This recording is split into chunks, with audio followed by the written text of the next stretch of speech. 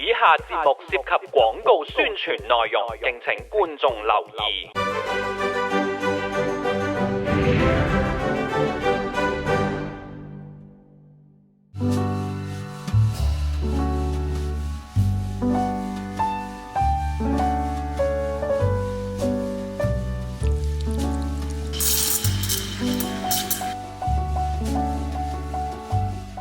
Hello， 大家好，我係 Alfred， 今日咧就嚟到尖沙咀預備食好西。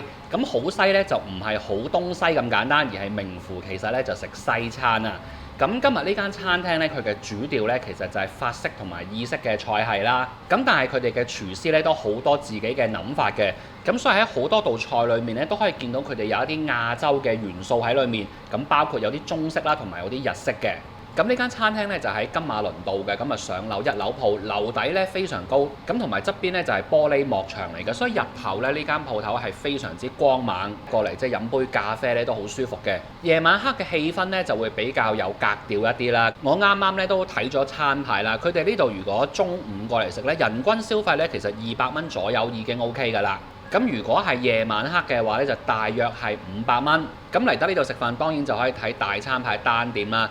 但係佢哋咧同樣都會有啲 set 嘅，咁呢度嘅套餐咧就分開咗2個價位，一隻咧就388，一隻咧就488，都係咧3個 cost 嘅。咁我今日咧都會試一試呢一度嘅套餐。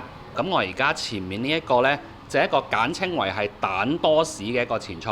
嗱，咁食呢道菜咧就用手食啦。咁我哋試完先同大家介紹下到底佢係乜東東。蛋黃咧其實就係用咗一個日本長崎縣嘅雞蛋啦，然後用慢煮嘅方式咧做出咗而家呢一種咧泥膠狀嘅狀態，佢嘅口感咧係會比較黏稠嘅。做完慢煮之後咧，佢哋嗰個蛋黃咧仲係用咗一個日本嘅醬油咧去漬翻佢，咁大概要24小時先搞掂嘅。咁然後大家可以見到咧，佢上面有一個白色嘅汁，咁其實嗰個咧就係一個mascarpone 嚟嘅一隻 cream cheese 啦。咁佢呢個 mascarpone 咧就唔係話就咁芝士嚟嘅，佢哋咧係自己做咗少少調味啦。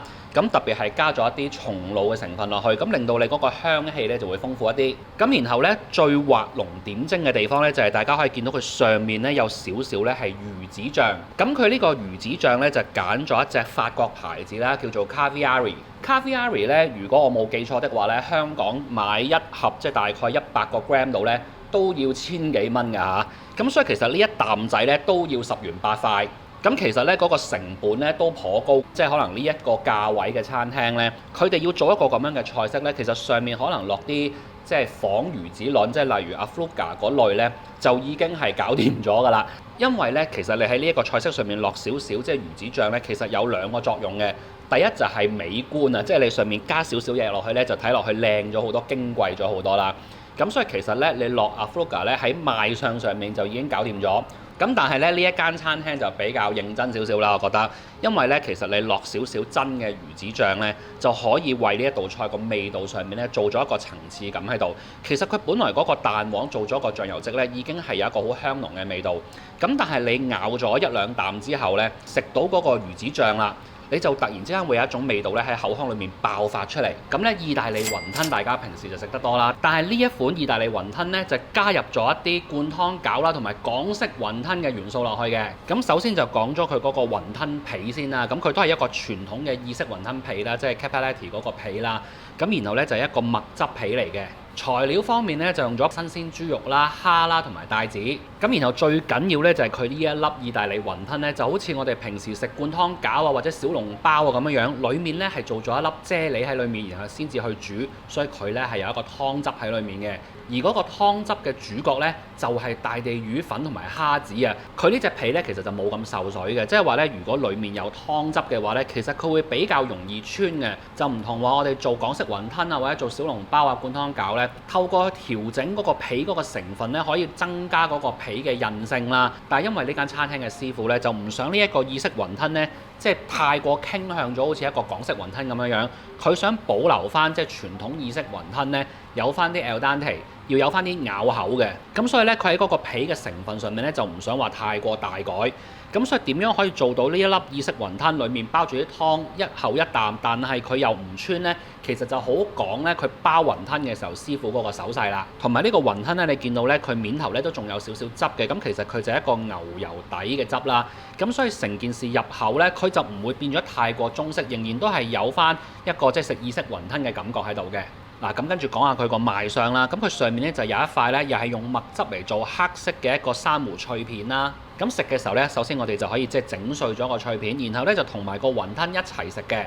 除咗增加咗一個脆嘅口感之外咧，其實佢嗰個珊瑚片咧都有調味嘅，咁所以令到嗰個雲吞咧係會再多咗少少鹹味喺裏面。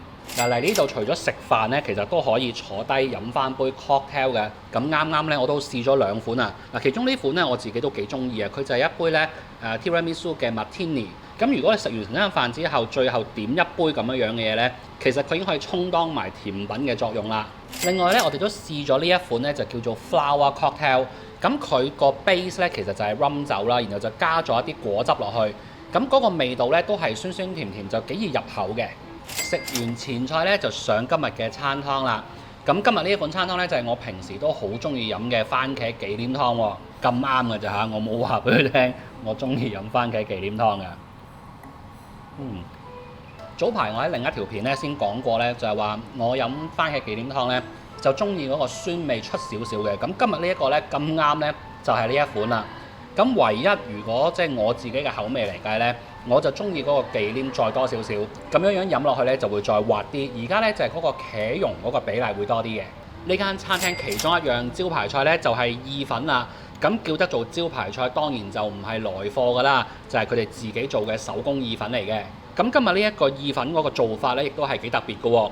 大家平時去食日式拉麵或者煎麵嘅時候咧，都會食到有一個口味就係雞白湯啊嘛。咁今日呢一個意粉咧就係一個雞白湯嘅意粉。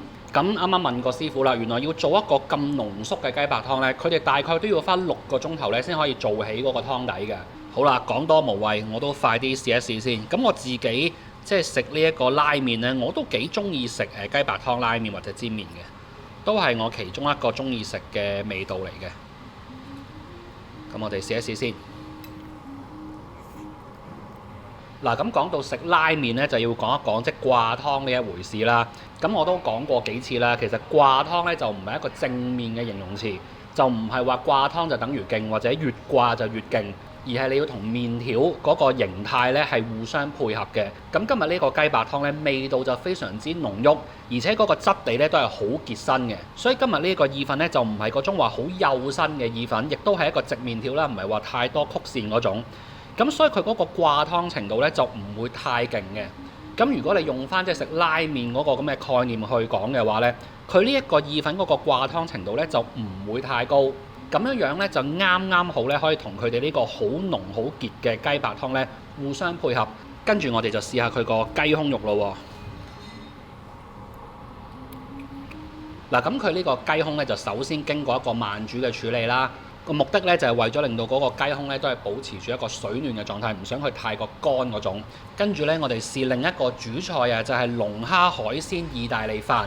咁佢呢一個意大利飯咧，嗰個概念咧就係嚟自即係西班牙海鮮飯嘅。材料方面非常豐富啊！你見到咧有青口啦、龍蝦啦、蝦啦，同埋係魷魚嘅。然後啊，仲有啲西班牙辣肉腸啦。做意大利飯咧，咁其實最緊要咧就可以話係佢哋嗰個調味啦，就係嗰個高湯啦。咁佢呢一款意大利飯咧，就用嗰個高湯咧，就係一個海鮮嘅高湯啦。咁當中比較重要嘅成分咧，就係龍蝦同埋蝦啦。另外仲有2個元素都好緊要嘅，第一個咧就係藏紅花啦，第二咧就係一個煙燻嘅甜紅椒粉啊。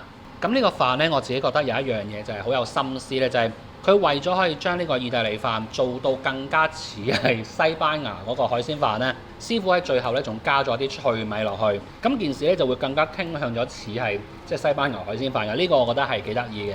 嗱，既然今餐咧係過嚟即係拍廣告啦，咁所以咧我哋就食多少少嘢，拍多一個主菜俾大家睇。咁呢一個餸咧就係一個鵪鶉嚟嘅。咁以我所知啦嚇，呢一味餸咧，其實而家香港都好少地方可以食得到噶啦，因為咧佢嘅手工咧係非常多，係好麻煩嘅。咁你見到呢，其實佢仲有兩個做法嘅喎。我哋講咗前面呢一個啦，呢度呢係一個成隻嘅鵪鶉嚟嘅，但係呢，其實佢裡面呢就係去咗骨。鵪鶉嗰個骨呢，其實就比起雞呢係更加軟嘅。